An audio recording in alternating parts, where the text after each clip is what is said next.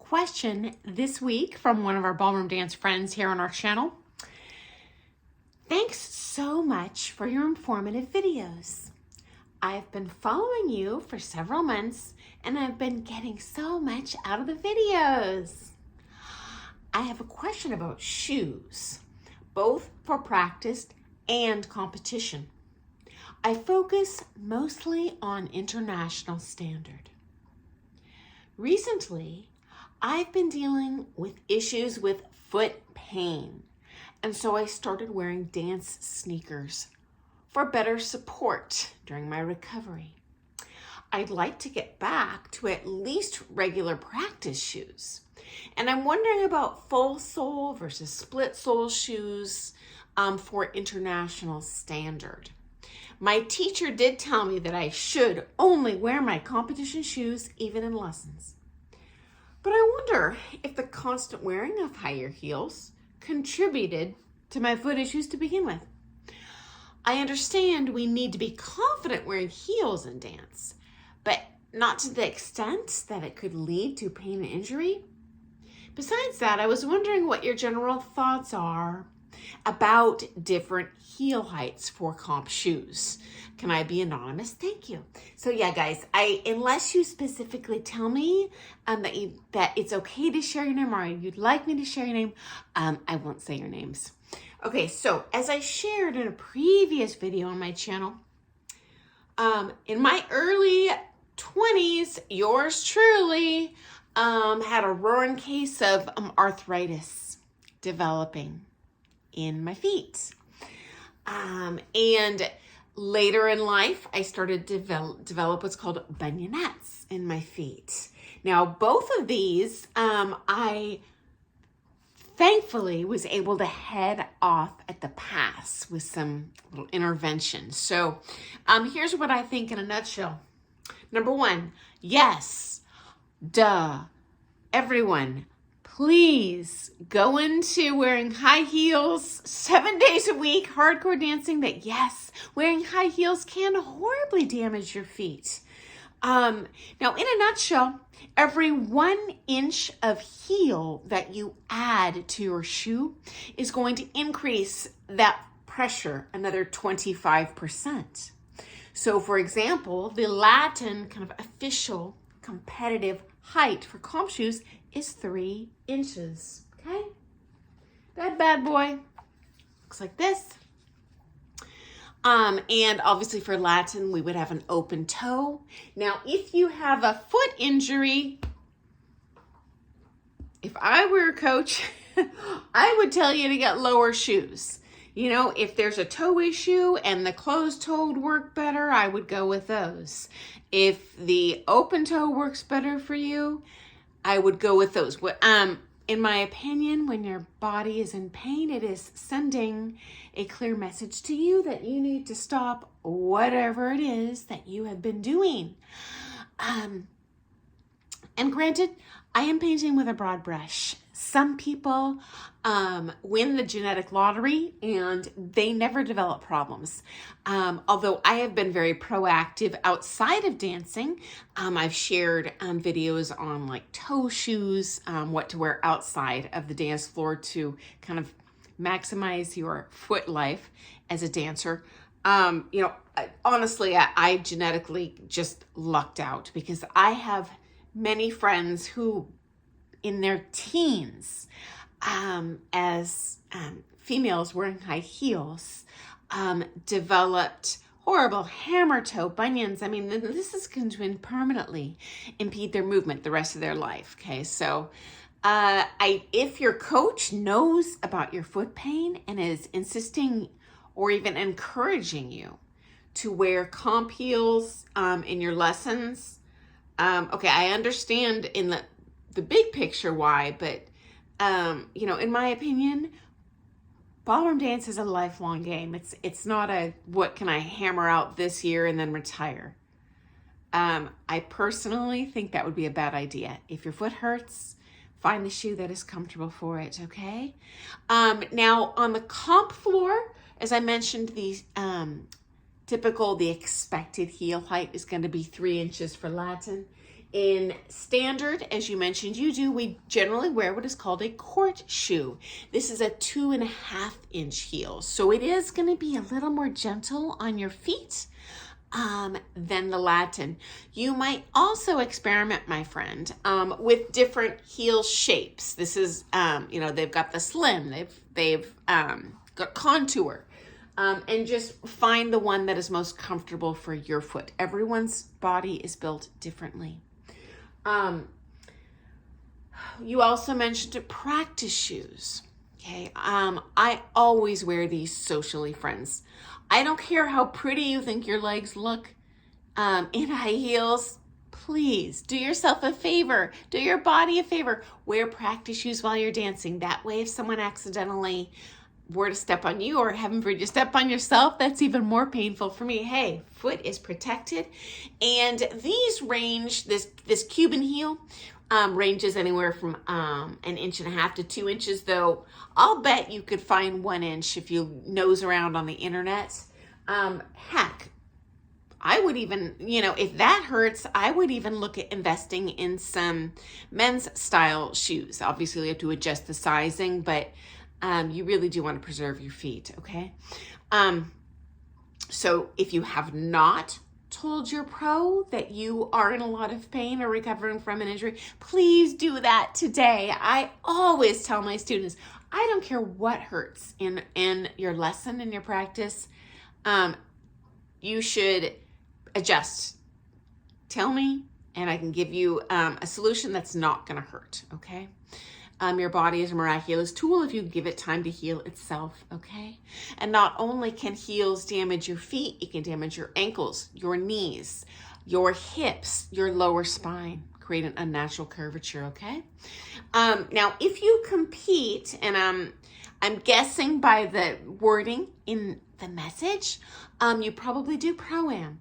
In my observation over the years, the judges show a great deal of grace to the more mature dancers, okay? So if you're a competing open pro out there and say, I do standard and I were to roll out there in 2-inch heels, unless I have like a super short partner, guarantee they'd be talking smack about me in the judges' room. But for Pro-Am, they're not dumb. They have danced a long time themselves. Guarantee those more mature pro ladies ain't teaching in 3-inch heels in their privates. There's a reason why. They understand that, and they want you to have a long dance life too, okay, guys? So don't worry about that. I had a student in his 80s who did Pro-Am, and he couldn't even wear dance shoes because he had severe gout in his feet. I don't exactly know what it is, but I saw his feet. It looked to me like very severe hammer toes and bunion toes, but basically deformed, very painful feet. And you know what? Nothing but love and support and positivity from the judges, from the audience. There is an expectation level commensurate with your skill and with your age and with your physical body limitations. Okay. Now, for my students who are hardcore competitors, okay, they're competing at higher levels, they want to win, I do encourage them, as long as they're not in pain, to wear the correct heel height in their lessons and practices only, never social dancing. Here's why. And I've talked in previous videos about the physics behind it, but it is going to change your center of balance. And certainly the higher up you cultivate your dancing, the more every single micron of movement forward, back is going to affect your dancing, and you want to get the muscle memory that will be most complementary to the shoes that you'll be wearing on that comp floor. You'll perform your best on the comp floor if you have the least variables possible compared to your lessons, compared to your practices. As I've shared in previous video with my own foot challenges, please do yourself a favor. Don't wear heels to work or even out to dinner. I don't. You really want to take care of your body, and your body will serve you well over a longer period of time, okay? Now, this person also mentioned jazz shoes. I have jazz shoes. I don't have them here next to me, but I'm sure you guys are familiar with what they look like. Unless that is the only shoe that is not comfortable on your foot, meaning if you can't wear the teaching shoes, then go ahead and wear the jazz shoes. These would be, in my opinion, greatly preferable to the jazz shoes, because I notice, for me, I don't teach in them. I will hoof it around the streets wearing them for comfort, but I find the wider toe box and sole negatively impacts my connection with the partner, especially in standard, where I'll say you kind of have more of the intertwined legs constantly going on. And so like your foot collection and stuff, even a Latin, will be impacted by those. But if that's what you can wear that doesn't hurt, for Pete's sake, yes, wear those until your pro has said so. And guys, I am not a doctor. I definitely, I suggest first and foremost, go see your doctor, get a referral to a sports medicine specialist, not directly to the podiatrist, because when they did that to me, the podiatrist was like, well, just stop dancing. Okay, well, that's not an option for me. And so when they did diddly squat for me, the doctor referred me to a sports medicine specialist. This type of doctor will give you a recommendation that allows you to pursue the athletic activities that you want to do, and gives you some hacks to help your body work around those. For me, orthotics, not like cheap Dr. Scholl's in the drugstore, but like custom made. Yes, I paid out of pocket. Were they a small fortune? Yes, but who cares, guys? Because you know what? I've been dancing 40 years, and I would have had to stop. I would have never been able to turn pro had I not seen a sports medicine doctor. They did eventually refer me to, I'll say, a sports-friendly podiatrist, and that worked well for me. And finally, you had a question about split soles, okay? So, do I have a split sole here? Okay, these are split sole, friends. Just happen to have it. So that means that there's kind of a little less of a firm connection between the heel and the toe box. In my opinion, these are much easier to dance in Latin when I'm trying to extend those leg lines and stuff and I don't have the flight. Again, in my opinion, you might ask your own teacher, because I don't know your bodies, guys. And your sports medicine doctor, your podiatrist, if they don't recommend the split sole for your specific foot issues. So I don't know if you can see, this is a Latin shoe without a split sole. Okay, I vary mine based on what feels good on my foot that day. And so if I were to press this, it's very difficult to make that truly straight foot line without a heck of a lot of toe pressure down. So this depends on your foot strength, your own foot bones, so definitely look into that. Final suggestion, there could be an issue with the brand you are wearing, guys. In my experience, the brand names fit quite differently. If you are lucky enough to have a shoe supplier in your town or a dance studio that offers shoe retail that you can try on, oh my gosh, get your keister over there, try on shoes and buy and purchase, invest in the brand that is comfortable for you. Unfortunately, in my area, I don't think we even have any ballroom dance shoe stores in business anymore. Unfortunately, the internet nipped that stuff in the bud, and we had people going to use the local vendors to try on the shoes, then get them cheaper online. And you know what? That stinks for my local community now. But if you're in the same boat as me, what you might consider doing the next time you're at a comp, go to the shoe vendor there. Try on every single shoe that they have. Their practice shoes, their Latin shoes, their court shoes, their smooth shoes. I don't have any smooth shoes on me here, but they basically have an open side usually, but a closed toe box. And find what feels best for you, because your body will be a strong indicator too with what's going to be best for you. So I hope that's been helpful, friends.